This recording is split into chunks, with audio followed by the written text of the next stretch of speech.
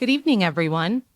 Thanks so much for coming and being part of our first part of our 4-part lecture series for Analog. Tonight, we are focusing on Rockford Art Museum and what we were collecting in the 90s. And I'm so excited to have two not only exhibiting artists in this exhibition, but also past curators of Rockford Art Museum who were curators during the 90s. So during that important time, when we really were starting to collect artwork. So just a brief history about Rockford Art Museum in case everybody doesn't know. We started in 1888 as Rockford Sketch Club. Robert Tinker was a big part of that, so Tinker Swiss Cottage. And it was a sketch club turned into Rockford Art Association, and then in 1913 is when we became an art museum. But that's not when we got the name Rockford Art Museum.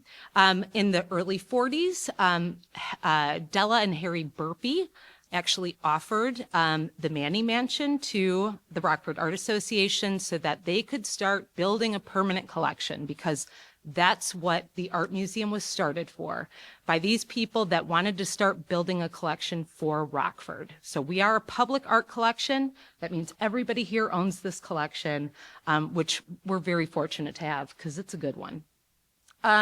So we were at Burpee, in case no one's been down there. It's just across the way. And then it was really hard to grow a collection at that time. So in the late 80s is when this was a Sears department store. Sears gave it to Rockford Art Museum, I think for $1, even free maybe. So then, Rockford Art Museum went through the construction, and in the early 90s is when we moved in and we were really starting to grow our collection. So I'm going to let Matt Herbig and Scott Snyder introduce themselves and give a brief introduction of themselves, and then we'll just get started into what we were collecting. Thanks, Carrie. My name's Matt Herbig, and a former curator here in the Art Museum and local artist. And it's great to be back. Thanks, everybody that came out. I really appreciate you being here. This is how we're going to do it. Hi, I'm Scott Snyder. I am no longer a local, but I was born and raised here. I went to grad school at Bradley University, and then I came back to my hometown in '93, walked into the door of the museum and just said, "Are you hiring?" And they were, and I got a job as a curatorial assistant, and many job title changes later, then Matt and I were given the reins of this place for a little while and had a good time with it. So, yep. Okay, so my first question, I guess, just to kind of jump right into it, is can you tell us a little bit about what the collection was like before we moved here? Because there was, really no room for a collection to grow. So I know there were some American masters, but can you kind of tell us what the collection was like before we moved into this building? I started doing work for the museum about 1987, so it was a year after we'd been gifted the building. But I talked to people that had worked on the move and who worked at Burpee. For many years, there was an initial collection of American masters that was a fantastic collection. Over the years, because basically it was a historic house museum that had limited exhibition space, things would be up all the time. And so the collecting slowed down as time had went on. There was some exceptions to that, but it was a small collection, a little over 400 pieces when we got the Sears building. And what was a fine collection for a small historic house suddenly kind of became, well, how are we going to curate this space that's easily 10 times what we have to do?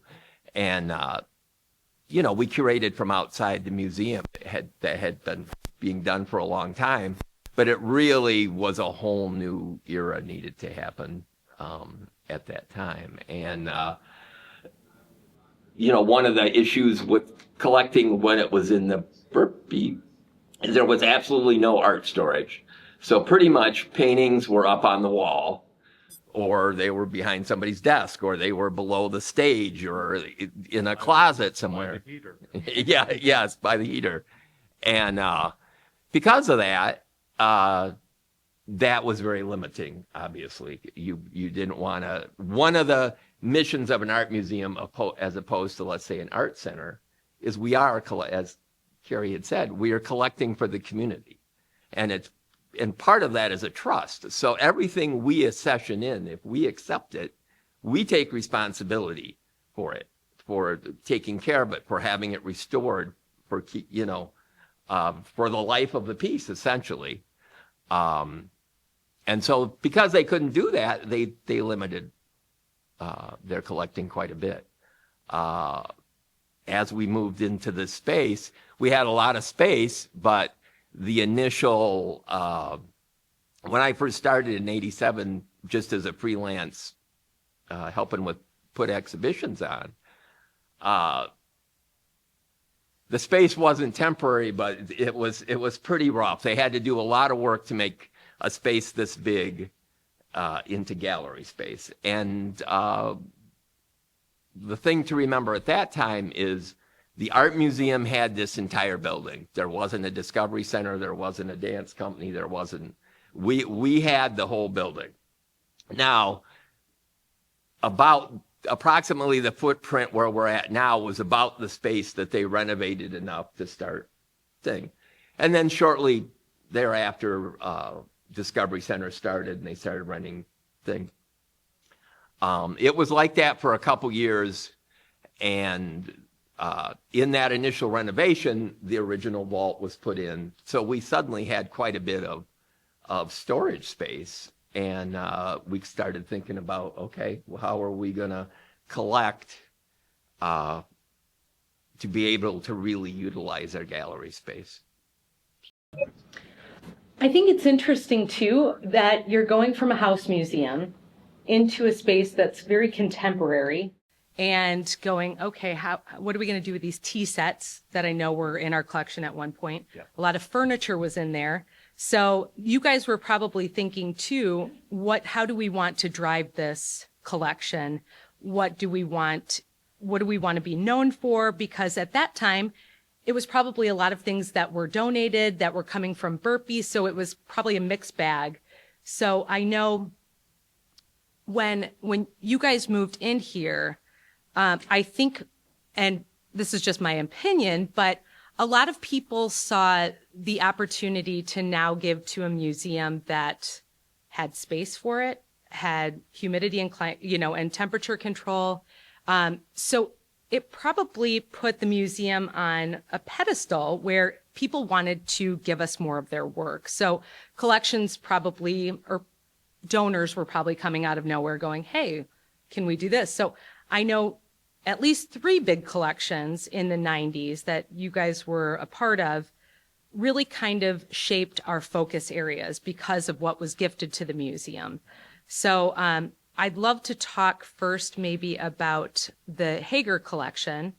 And that was a collection that came in 1994 by Jim Hager, and it's a collection of Black art from the American South. So all right, who wants to talk about that one?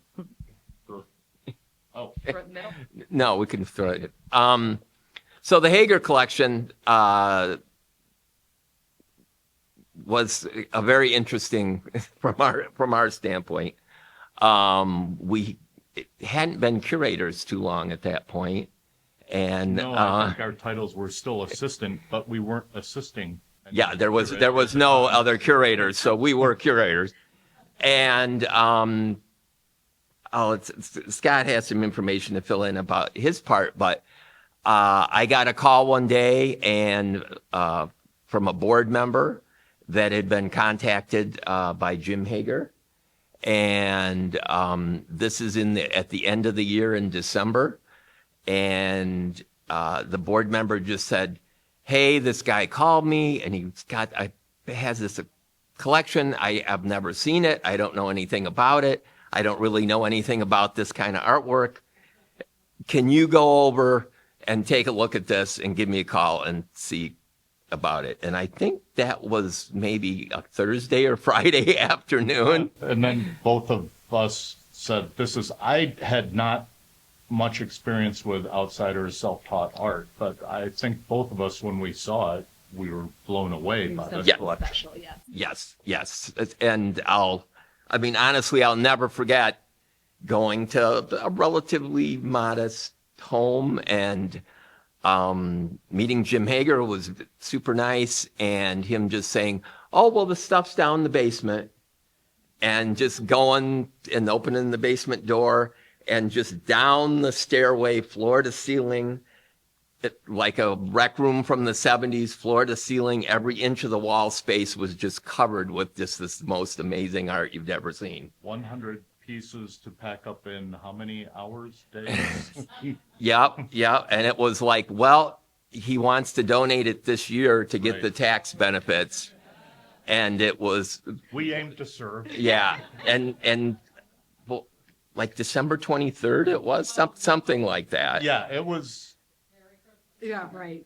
So it was a matter of calling him back and going, I think it's fabulous. If you want my opinion, I think it's pretty fabulous. And they did a phone call to board members to accept it. And it was like, bim, bam, boom.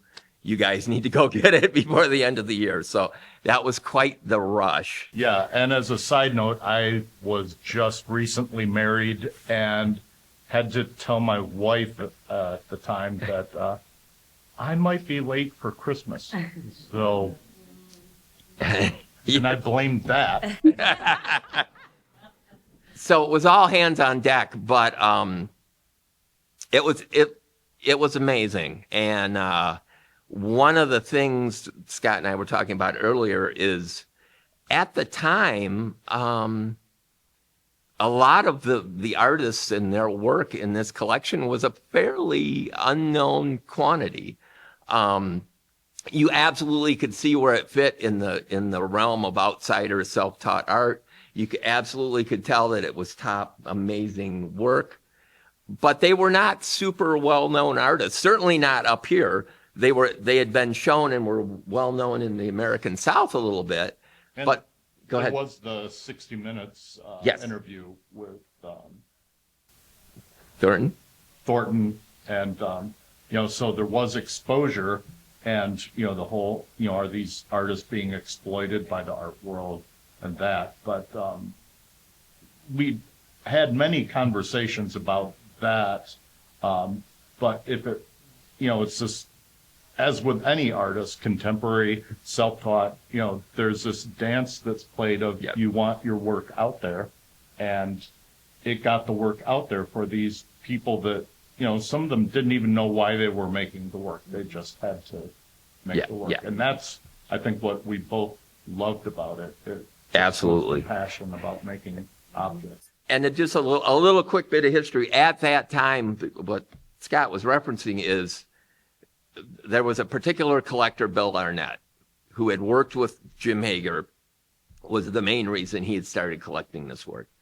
His thing was he really appreciated this work and had started buying it and collecting it and dealing in it, essentially. At that time, you could pick this work up for $50, $100, $200. And so there was quite a controversy about, well, is this an abuse of the system? Should he be paying them more? How does this fit? There was a lot going on with it. And which we had to consider as well as an institution going into it. Should we wade into this pond or do we not want to? I think we made the decision. It's such outstanding work that we're going to give it a go and see. And certainly in the educational programming and things we did at the time, we talked about that issue quite a bit. And really what's happened is several of the artists in this collection, actually more than several, have actually went on to be really major artists and have people like Thornton Deill and Lonnie Holly and Purvis Young and some of these people have really went on to kind of jump the shark out of being just considered self-taught artists and are being shown at institutions along with whatever established artist means. But Lonnie is everywhere. He was down at the Rauschenberg Foundation on Sanibel Island a few years ago. Absolutely. And a painting by Thornton Deill was just in the top 100 pieces of art for the 21st century. So they've went on to really be considered way beyond whatever this term was. And outsider and self-taught, that's always kind of a minefield on how you look at that. And I'll leave that to everybody to make their own decision. But it's turned out to be an amazing collection, and it's an amazing piece of art history that continues. From the same collection was G's Ben's quilts, which have become a giant thing in the art world as well. And those came to us in 2012. That was kind of the last bit of Hager's collection that we received. I think we got 12 quilts, which is amazing. And I think, too, just a big part of that is having someone like Matt who had that knowledge. Maybe another curator would have gone into Jim Hager's house and gone, I don't know, we were having this talk earlier, it's just like, so having Matt be there to accept this collection in is part of this show too. What were we doing in Rockford at that time? Huge. We were making huge strides with the art museum, with all of the collectives that are in the show. So it's another way to really be proud of what Rockford was doing at that time. Mm-hmm. And so good job. Thank you. Thank you for getting that. A little bit about Jim Hager too. He wasn't like a big art guy, he owned Modern Suspensions. He was an industrialist in Rockford. Really kind guy. I remember him flipping burgers at Greenwich Village Art Fair every year. But he was just a collector. So he started collecting jade. And so I think when Bill Arnett was like, you have to start collecting, it was just kind of like, okay, I'm going to start collecting. And he just made a very good decision by doing that. Steve Pitkin, who's on our board and a local photographer, he shot a lot of these artists' work for the Souls Grown Deep books, which has all of their artwork in it. And so Steve has become another big collector of that work and has made a pretty significant donation to the art museum too. So part of collecting, making this focus area, is that we continue to grow our focus areas. So G's Ben quilts in 2012, having Steve Pitkin's collection come in 2017, it just means that we continue to grow because of foundations that were formed in the 90s. Mm-hmm. Do you have anything to say about Hager, or are you ready to move forward? Okay. So another significant collection that came in the 90s is the Francis and June Spicer collection. And that was over 250 pieces, which, come on, that's half of the collection when we were over at Burpee. So it's like, all right. So, but it came with a few more strings attached than the Hager collection. Hager collection took, 2 days to do the whole process? The Spicer collection took a lot longer than that to get all the work here. So it's a great story. So I'm going to hand it over so you guys can tell us that story. You want to start? Sure.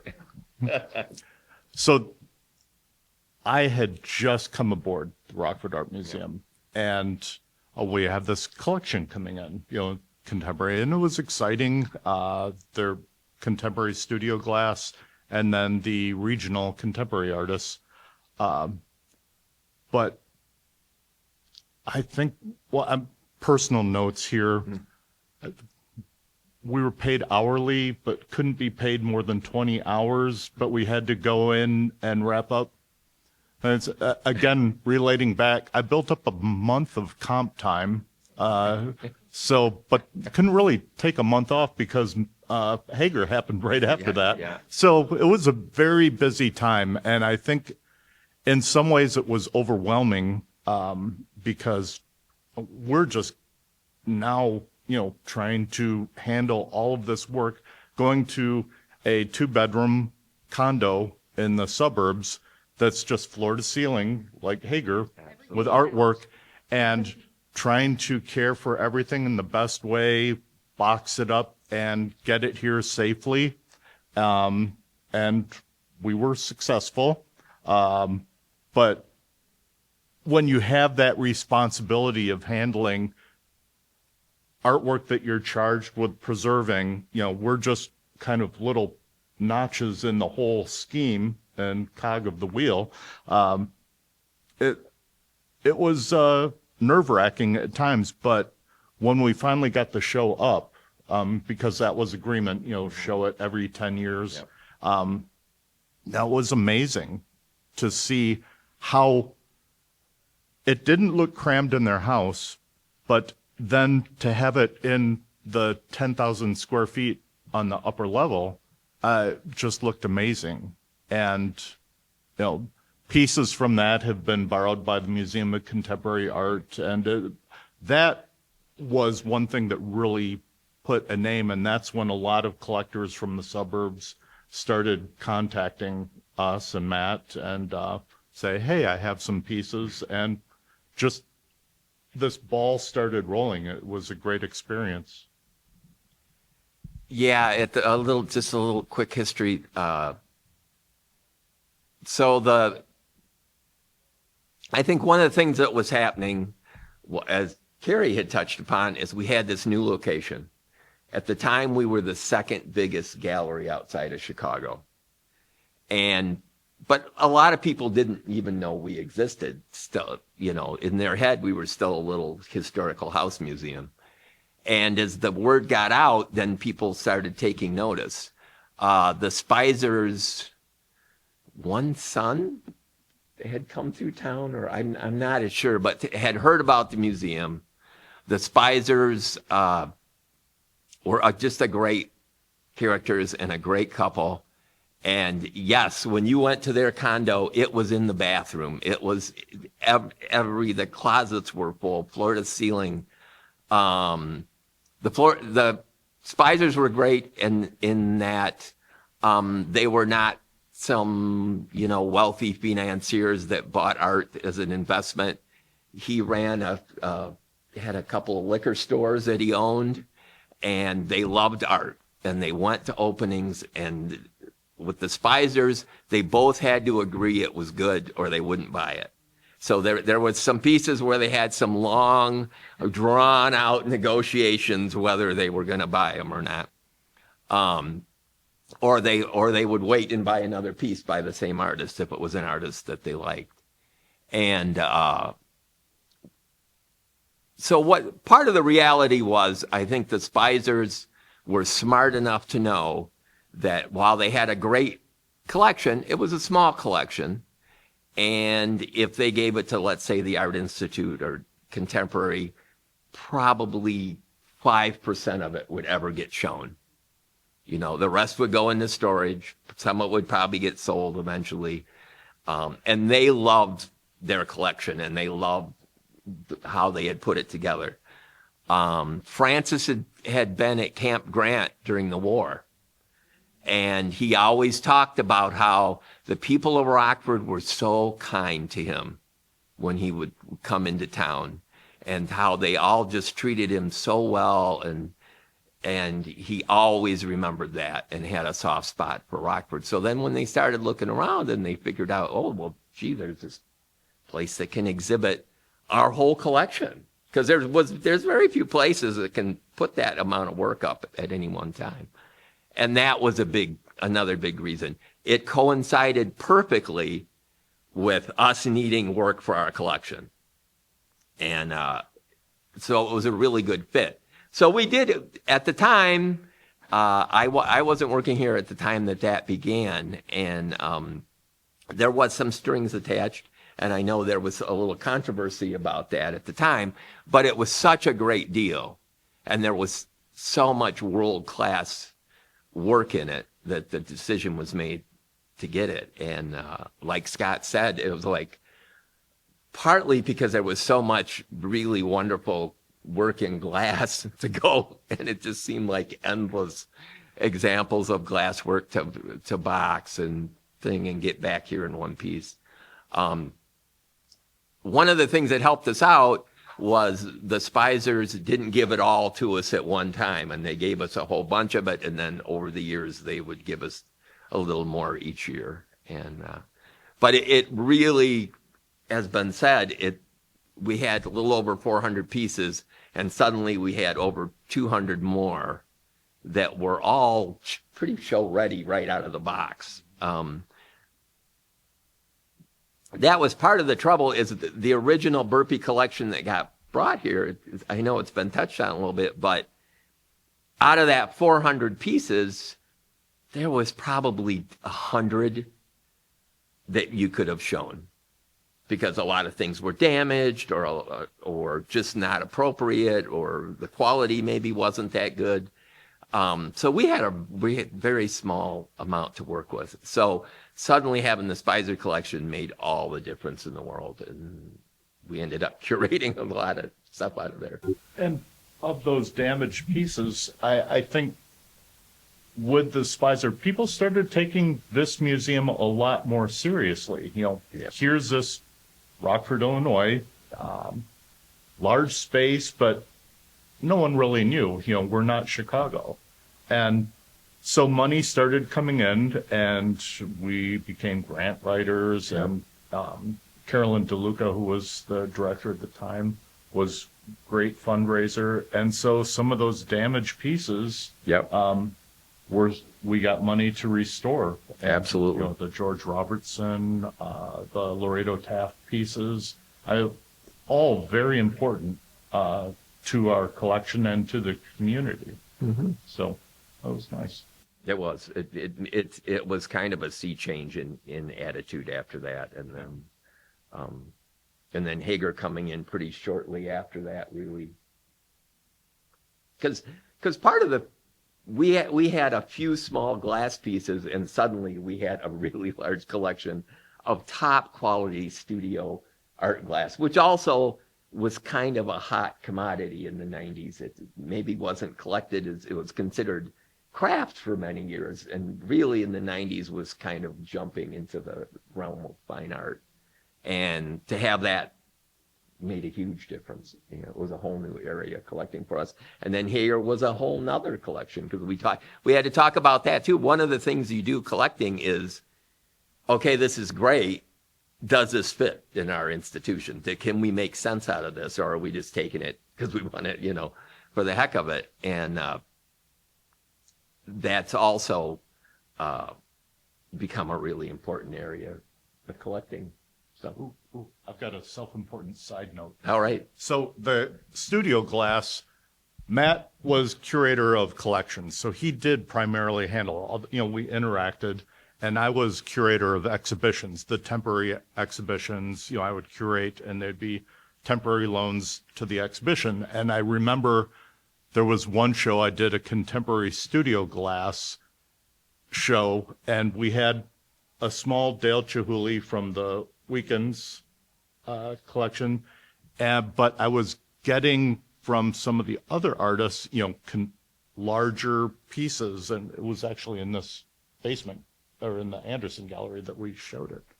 So I was lacking in substantial Deill Chihuly pieces to show. My story is I called his handlers and I said, well, we have all of this glass from other colleagues that have studied Chihuly, and we have this. And the first words out of their mouth were, well, he doesn't do group shows anymore. And I somehow got brave and said, well, he's going to be represented by one of his little 10-inch glass vessels, while everyone else has more contemporary work. There was a pause, and then a call back and said, he'll send you work. So that was a fun show. And it was like, Okay, that was an ego booster. So with Spicer, now we've got a focus area based around studio glass and modern and contemporary. And I will say with Spicer too, we had to take the entire collection in its entirety. There was a lot of work from art fairs that we try to find the artist information now. They never went into a career being an artist. So, you know, we've got some of those things, but they're great because they show what Francis and June were collecting, and they collected what they loved. So it's different from a lot of collectors that are collecting for investment. So we see a lot of the love in that collection. Not only that, but that's when we got a lot of our Imagist work, which was very significant. So I think a big part of that too was a lot of the other museums were not going to take this collection unless it was in its entirety. And people wouldn't touch that. And they loved our museum because they knew their pieces would be out.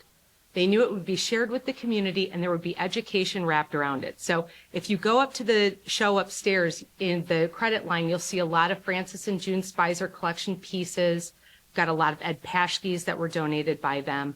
And so it was a wonderful collection for us to get and really did put us on the map. I won't go too far into the weekends, but I will say about that Chihuly piece, I had the pleasure of going to Don and Carol Weekend's home. They were the other collectors that donated a lot of studio glass, which again beefed up that collection, that focus area. And they were the sweetest people. And you walk into their tiny bungalow in Oak Park and glasses everywhere. And I'm like, oh, I'm so clumsy and this is going to be horrible. And so I'm walking, you know, straight in there. And I remember that they had a Chihuly on the floor that they were using as a wastebasket. They were only putting paper in there, but I was like, these people are so cool. You know, like even their wastebasket is cool. So they were very sweet and they donated a lot of studio glass to our collection too. So should we get into Holt? Sure. So I'm going to let these guys talk about Jessica Holt, which is all the artwork that we're surrounded by in this gallery. It was a very unique time for Jessica to come and give this money so that we could start collecting local art. So I love that story about it, but Jessica was also a force, and she was very dedicated to emerging artists in Rockford. So I'll let the guys talk about the work in this collection and how it was selected, and any more you want to add about that. All right. So the Jessica Holt Award. Jessica Holt was a local artist and philanthropist. She had approached the museum and wanted to help emerging artists. So the Holt Award was a $1,000 purchase award for somebody, an artist who had studio space for at least 1 year in the Rockford area. Was given for a single piece of artwork. It wasn't given to you as the artist for your body of work, which is obviously a consideration, but it was given for a specific piece of art.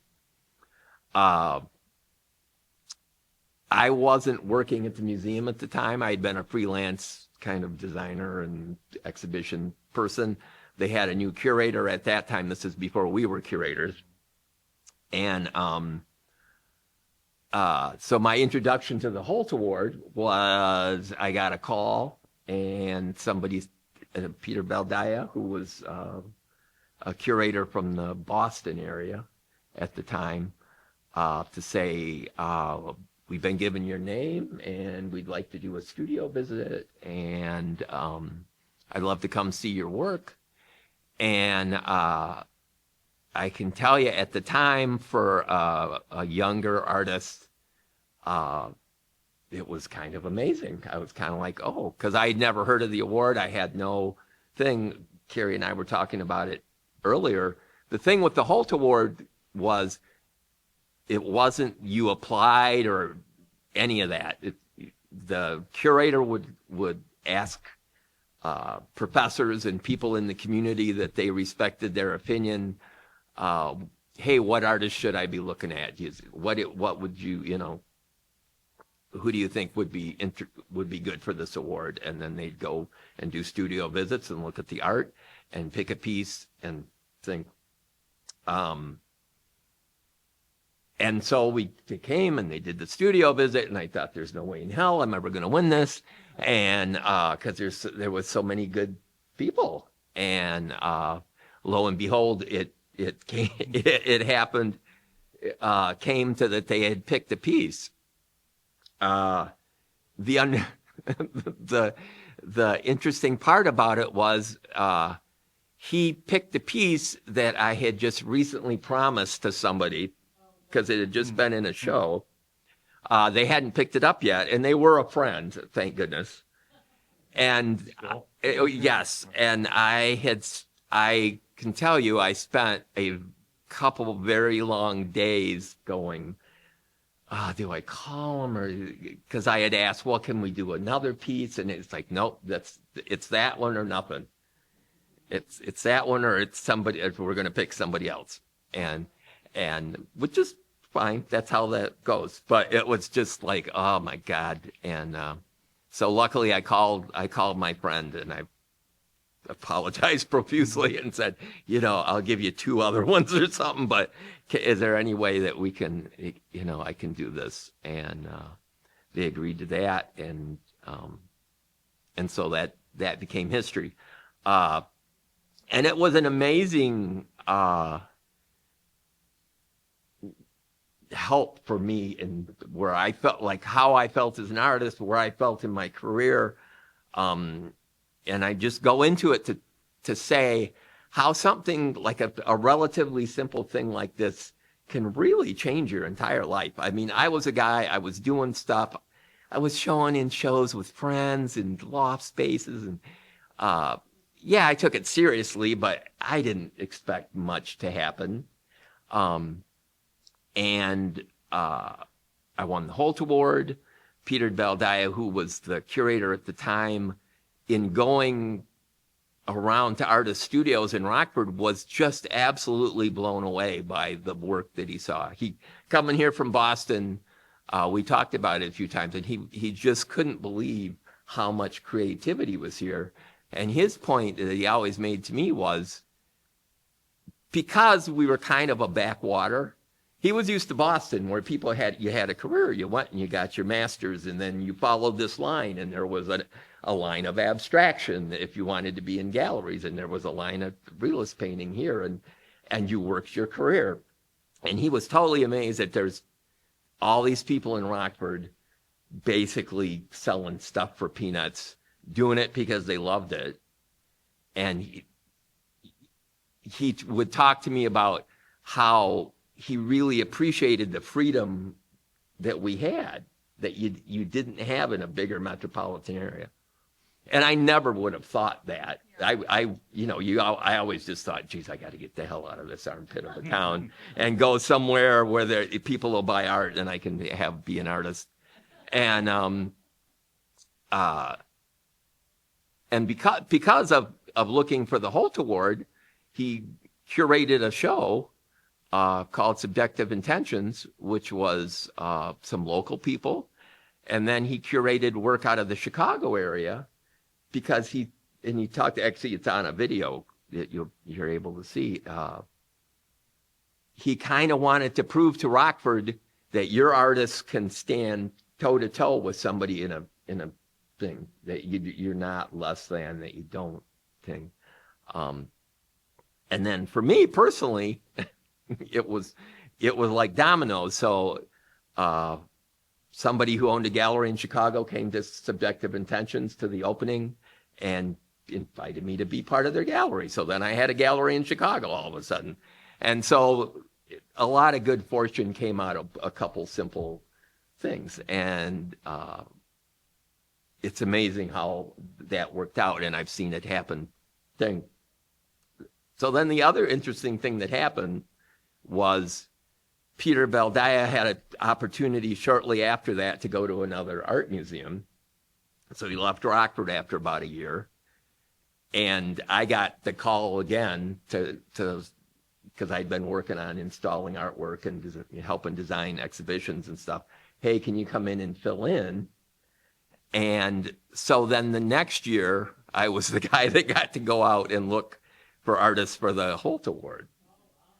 So that was a very interesting to be on both sides of that.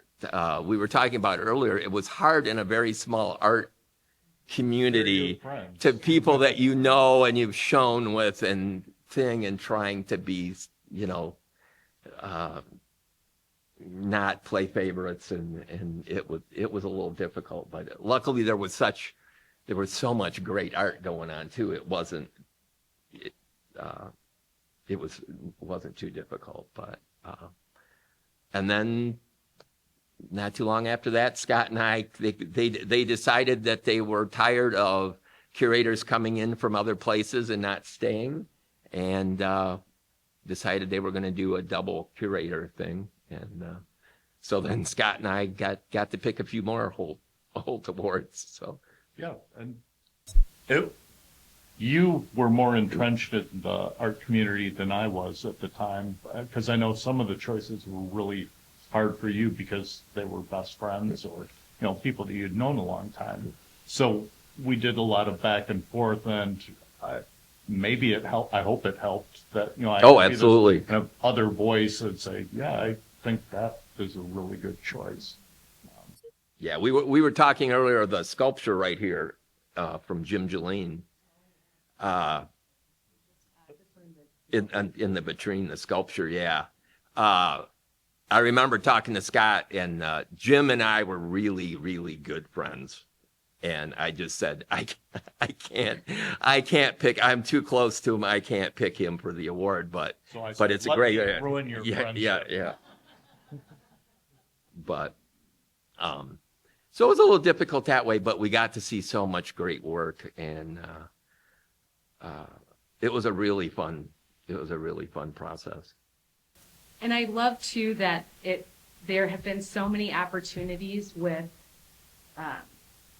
donors and collectors that have seen such a value in giving us money or making it possible that we can continue to collect local and regional work. So with the Rockford Midwestern, which is our biennial every other year, the Dean Allen Olson Foundation always gives us money so that we're able to purchase a piece from that exhibition. So it's continuing that.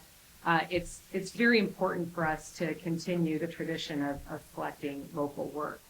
I will say too, the biggest part to me of this whole exhibition are the connections. So Paul Harvey Oswald, their connection to the Art Museum. The Jessica Holt Award has 5 artists that were selected for the Holt Award that are in this exhibition. I'm going to point you out, Lynn. So we've got Lynn Fischer-Carlson, who has this piece back here. Betsy Youngquist, she's next to Lynn Fischer's piece. She's also in this exhibition. Matt Herbig, Jim Julin, John Deill. So, it's really cool what was happening in the 90s, and just that Jessica had the passion to really put our artists on a pedestal as well, and make it so it is another focus area that's in our collection is local and regional. We have a very strong local and regional collection. Is there anything else you want to talk about in specific from the 90s that... Well, from the exhibition's point of view and this museum, I've worked at a couple other institutions on and off in between and since then.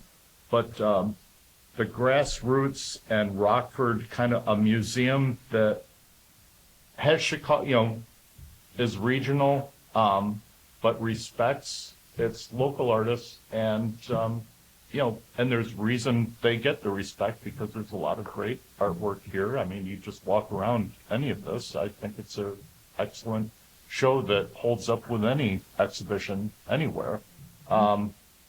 So I think that, you talked about Peter Baldaya and that, and I didn't really know the story at the time, but it made sense to me, and you, I think, this is what we are. I know other curators have come in here and tried to prop up their careers, and they put together great shows, but it wasn't really about Rockford. And I always thought it was nice to, there was a show that I put on called Flora that had borrowed a Milton Avery and a George O'Keeffe from the previous institution I worked when I came back here, and but had Jim Julin and Deb Karish and other artists. And, so putting art in the context of the global was a great experience for me and hopefully the community and the artists. So I think that's what still is holding true. And I think that's a very good thing for this museum. Absolutely. And I think we talked a lot. I remember having, I don't know how many conversations in the 90s. So one of the things that an art museum is supposed to do, especially in, I would say, in this size community, is, while it's important to show local work, and I love local work, it's also very important to be bringing things in from the world. So that was the balance we always really tried to work with, whereas like we're bringing world-class art in so you can see it in your community and enjoy it and be with it, and that helps feed whatever's going on local. I know there have been times in the past where let's say there's been some criticism of, well, you don't show we're not here just to support the local artists, but the local artists have always been a really important part of this. And that balance is really one of the most important things this place does as an institution, I think. But you need both sides of it. And because of the gallery space and because of some amazing people that have worked here over the years, we've been able to do that, and we're still doing that. And it's still a real vital thing. I think it's vital that people in a community of this size can come down here for free and see some of the stuff that we have the opportunity to see. I know it's certainly educated me and changed my opinion. Real brief, not to completely change the subject, I just wanted to mention Hugh Argraves, whose piece is right here. And he's kind of the perfect example of, so after a few years of doing the Jessica Holt Award, we kind of knew the arts community. We knew, who was kind of in the A-list thing, and we felt I don't know about anybody else. I felt a little stuck. Like, okay, who are we gonna? Somebody who's had a studio here in town, and we were looking at other people that had moved and couldn't quite find it. And I was shown some of his work. So Red Argraves, local man, he was, I don't know how old he was when he got the award, late 70s would be my guess. If you were downtown in the 80s or 70s or 90s, you knew Red. He worked at the Coronado Theater for 40 years as an usher, as a projectionist. He was an extra in silent movies back in Hollywood in the 1930s. He ate at the old Parthenios downtown, if anybody remembers that. He ate there every single day, basically. You would see him walking. He didn't drive. He lived in a little apartment. And he did some artwork. He wasn't super prolific, but he had done some artwork.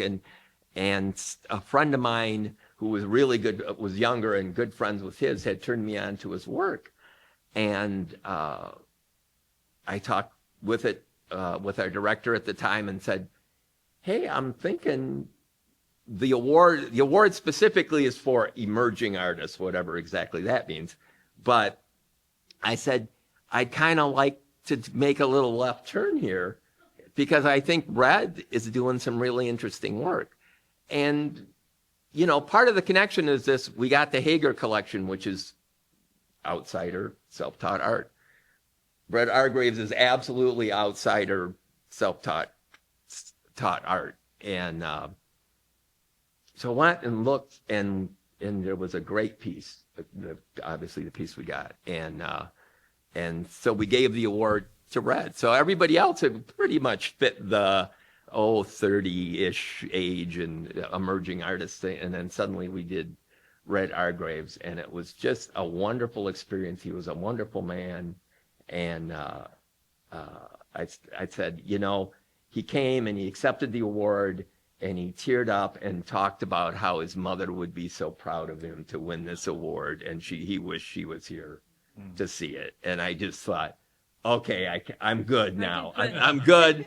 If nothing else comes from this, I did good. But but the work, it's based on the work, and it's outstanding work, and I'm really glad we have an example of it. So that's some of the great things we got to do in the night. Yep. And we were so fortunate to have you guys really leading that charge and developing the exhibitions and creating this collection that we were able to start building on. And we're just so thrilled that you're still involved with us so much. And so I appreciate you guys so much for doing this. Matt's on my board now. I'll never let these people go as much as I can hold them in. But so thank you guys for talking about this and for what you did in the 90s to create this collection. And now I just want to open it up to questions and ask whatever you will. Yes. I was intrigued by just saying that there were American masters at Berkeley. I have a two-point question. What did you mean by that, and do we still have that? Absolutely. Upstairs. Yep, it's upstairs. Yep. now. Well, it's a great question, because just pretty much right above us is a lot of what we consider like the Pauline Palmer and Gaspard and Walter Oop, thank you. I'm trying. Some more traditional paintings like American Impressionists and things like that. And it was really what they were starting to collect when they became a museum. And, you know, they never had a set space. They were kind of always going from storefront to storefront. But I remember the story about the first piece that the art museum collected was by Elwood Bundy, and it's called Beechwoods, and the community got to pick it, which I think is really cool. But we've got so many great archives from that time, from artists that now you see at the Art Institute of Chicago in the biggest institutions that we collected in the early 1900s into the 1920s. So that's kind of what we consider our American masters, is what we were first starting to collect back when we became an incorporated museum. So so upstairs is all permanent collection. We have all of our focus areas represented. So you can see black art from the American South, the artists up there, modern and contemporary. I don't have any glass right now, but I'm getting to it. We had to use a lot of pedestals. But then we've got a selection of maybe 6 of our American masters that are on view. So. Nope, they're actually all on one wall together, salon style. Right now. Yeah, yeah. And that is one of the changes moving forward with the museum. Is traditionally the permanent collection shows were down on this level, and the other shows were upstairs. And I think the decisions that have been made, and Carrie's doing a great job of featuring the collection more. We have a great collection. I mean, and another thing I got to give a shout out to Carrie of is a lot of this started in the 90s, but she's done such a great job of keeping it going for years. And now, you know, we're in a position now where we're kind of having to turn down some great work just because we don't have the room to store it again. So that's going to be a whole nother phase of Growing the vault, pushing it out more into storage. Yes. As an out-of-town guy, you know, I'm still in town a lot, but to see how much the collection has grown, I mean, it has been 30 years and 20 years since I've lived in town, but it's nice to see that the ball just keep chugging along. Absolutely. Yeah. And the quality is outstanding. We're up to 2,500 pieces now in our collection. And I will say 2,500 very good pieces. I'm not talking like some, you know, photographs that we never show. These are all very good pieces. Yeah. So we're very lucky. Generosity of artists, donors, collectors over the years that have generously given their work to us. And that's so important when you're curating out of a collection. Every piece can be so vital to like coming up with a concept and flushing that out and using that for education. And, you know, showing the community. It's not just about, oh, well, we got a certain percentage of fantastic pieces and then some okay pieces. It's really, it's having like a great spice rack when you're cooking dinner. You know, you can do a lot more with having that level of quality and that number of pieces. Sue?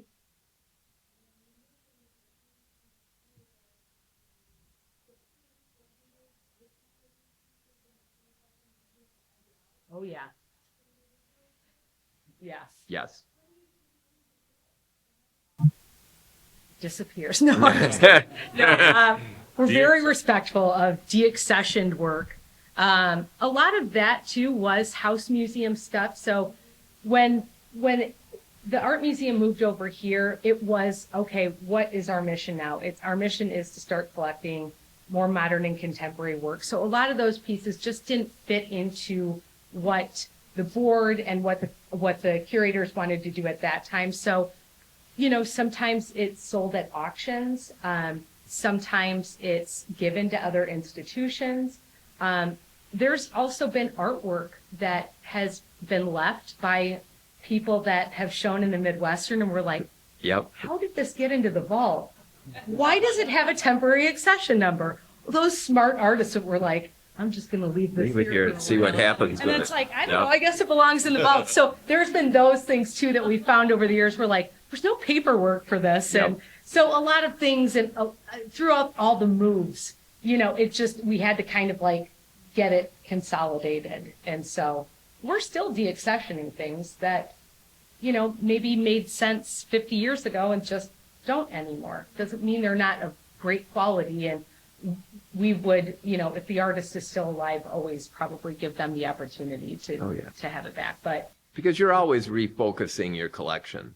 And what we kind of inherited from Birkby was a bit of a jumble, and it was all kinds of things. So as we've taken certain things on, you've got to kind of get rid of some stuff on the back end so you have room to store the stuff you really want. And it's always a difficult process. We do it fairly regularly, and you know, in my perfect world, I'm a pack rat. I would have unlimited storage, like Raiders of the Lost Ark, and it would just go on forever. But that's not the real world we live in. So you just keep refocusing.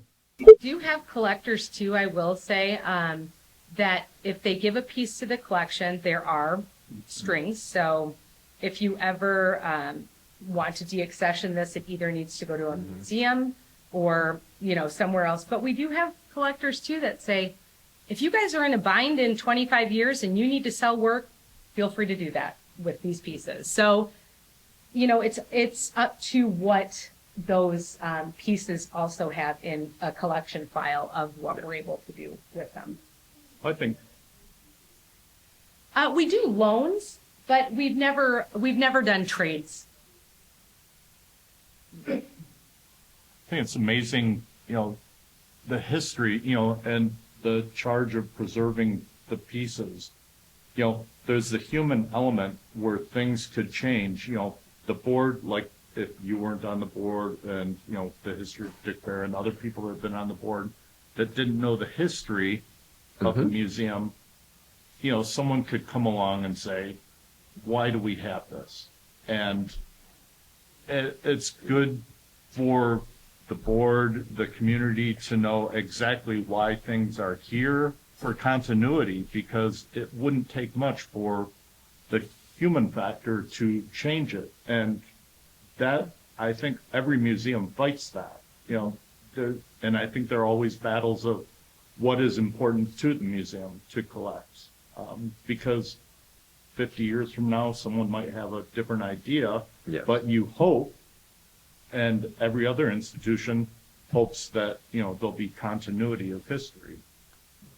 And we're also, even though we're an art museum, we also collect on a historical basis a lot of stuff. You know, we have paintings by Robertson and other portraits of people that are famous Rockford figures. Are they the greatest painting in the world? No. They're okay, but they're a good painting, but we would never have them in the collection except their Burpee or their some Where it's a industrialist. beautiful landscape of the Rock Yes. River. Yes, You know. exactly. Exactly. Well, what would you say is the most valuable piece of art? Well, I can't tell you that. Yeah, that Herbig's. No, I don't think so. Yeah, I will say it is part of our American Masters collection. Oh. Yeah. Yep. Yep. Yep. Yep. Go ahead. I think you had it first. Yep. So I'm relatively new still to the Rockford Museum. You've made reference a few times about the focus areas of the art in the collection. Can you elaborate on all of those areas? So we've got modern and contemporary, studio glass, black art from the American South, photography, and we have a very strong local and regional collection. So, and American Masters. Studio glass, yep. Yep. Well, I mean, American Masters was when we were incorporated as a museum. So 1913 is really when we started to collect. So that's always been a focus area. But I would say once we moved into this building is when the focus areas were really formed because of the collections that we were getting. It's post-war, essentially. One of the thoughts I have about contemporary art thinking is how do you get a sense, is see a work, how do you get a sense what informs them? If you assume it's primarily contemporary, and I guess you move through from a particular point of time, is that when you're actually looking in the museum at the collection, sometimes for me it's like, well, what really is Julin said? How do I get that sense of history about where you decided to start and your investment? Or do you just know that, okay, in this particular period it's this kind of contemporary, this is postmodern, whatever. You just use those classifications. Sure. Go ahead. Oh, well, when collecting or exhibiting contemporary art, are we following the bigger museums, or is the museum? It's bigger than that. You look at contemporary culture and what is happening in a culture, and you see. That's a great question because it's difficult. Because I look at it from the point of why are collectors collecting what they do, and why are the top tier collectors collecting someone? It's been. For a while, Chinese art was, contemporary art was very popular. For a while, when the Berlin Wall came down, Eastern Bloc was very popular. And as a matter of fact, when I was at Florida Gulf Coast University, we had down in near Rebel, we had some of their Eastern Bloc collection come our way for exhibit. But it's on my bad mood toward art. It's like, it's everything is a pawn. And someone give a happier version of this. People will buy up a certain thing that are of note, and then it gets shown in museums, and then they sell it, goes on secondary market. They make Yep. money, and Yep. and you read the books. There is that aspect, but there's also the soul of it is curators are looking to see how artwork fits into the society. And society has changed in the 30 years we were here. There are shows that I curated that I would do differently now. So it's a growing, evolving thing.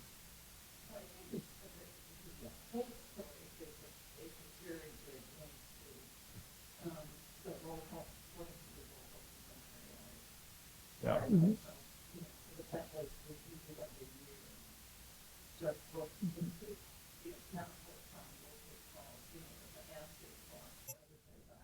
Sure.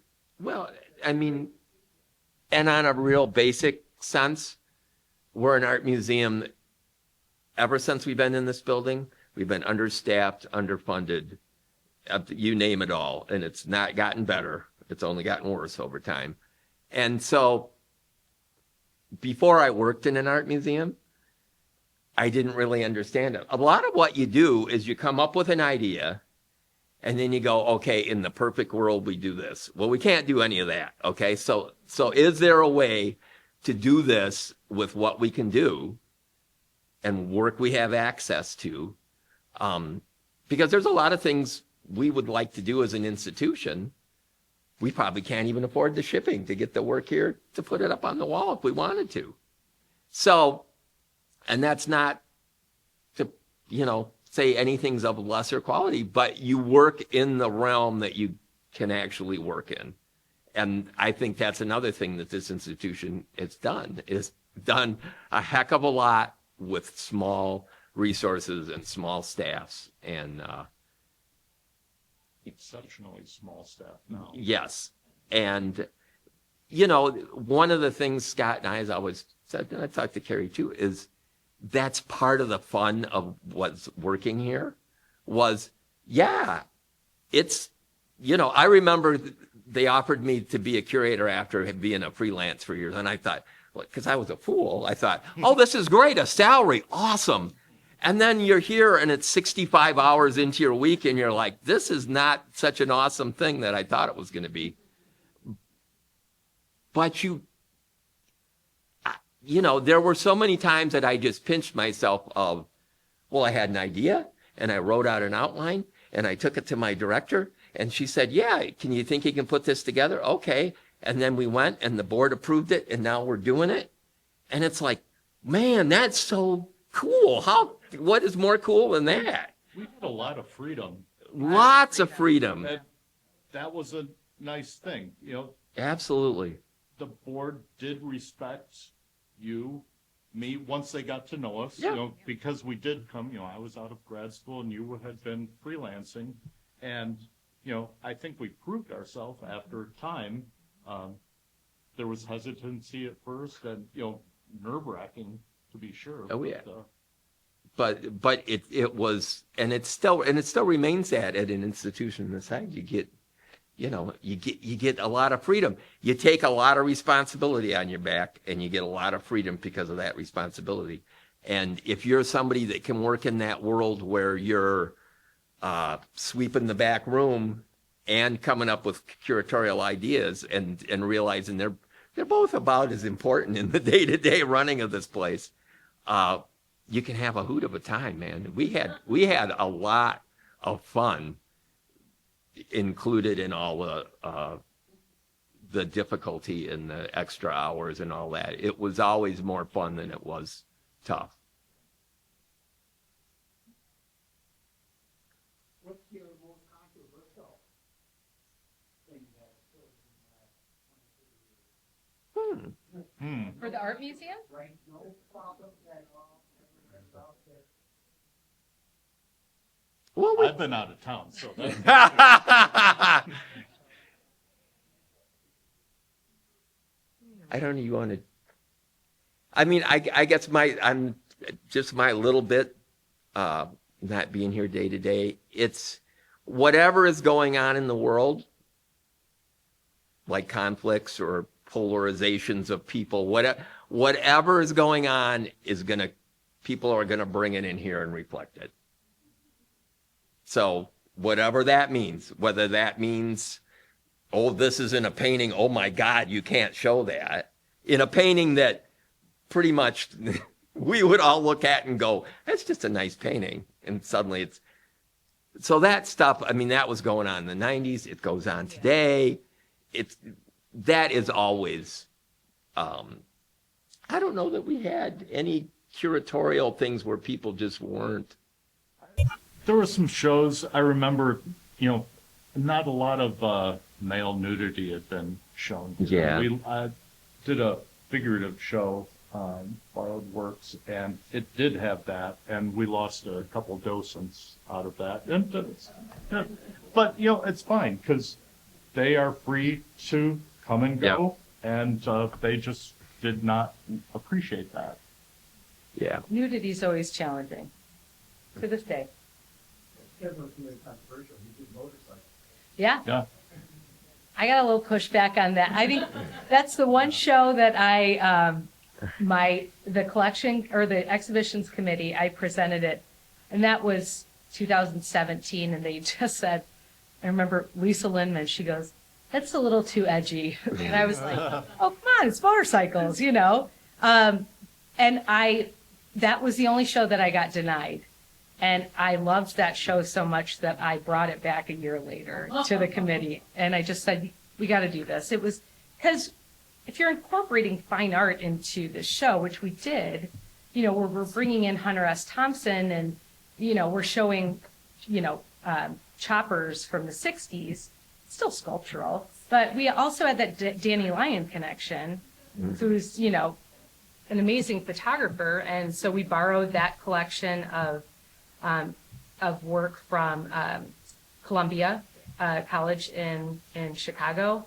And people, you know, I think people loved it, you know, once it was up and, you know, the opening night, you've got people with their little glasses of wine and then we open the back doors and you've got people running, you know, coming in with their choppers. Oils all over the terrazzo. It was fun, you know, but again, freedom in this museum. I've had other curators tell me that they have to go to their board to change a paint color for an exhibition. And we don't have that here, which is wonderful. Yes. And you know, with the chopper show, I'll tell you what, out in the community, I've had more people mention the chopper show than any other show. Like, didn't you have the choppers down there? That was awesome, man. So it's you know, who knows what's going to appeal to different people. And that's part of the whole thing. I mean, I don't think we've ever wanted to be a stuffy art museum, and we sure aren't. But I remember in the 90s, you and I had a conversation of, well, they've given us enough rope to hang ourselves. Yeah, with. right. indeed. Yeah. Any other questions? Well, thank you guys so much for coming out thanks tonight. for coming out. We do have, this is just the first part, so we've got lectures the last Thursday of every month. So the show cards upstairs have all the dates on the back. So we hope that you'll come back for these. They're a lot of fun, and we're going to be focusing on each section of this exhibition. So we hope that you come back next month, and please take your time and look around. But thanks again for coming out. Guys, Thank you.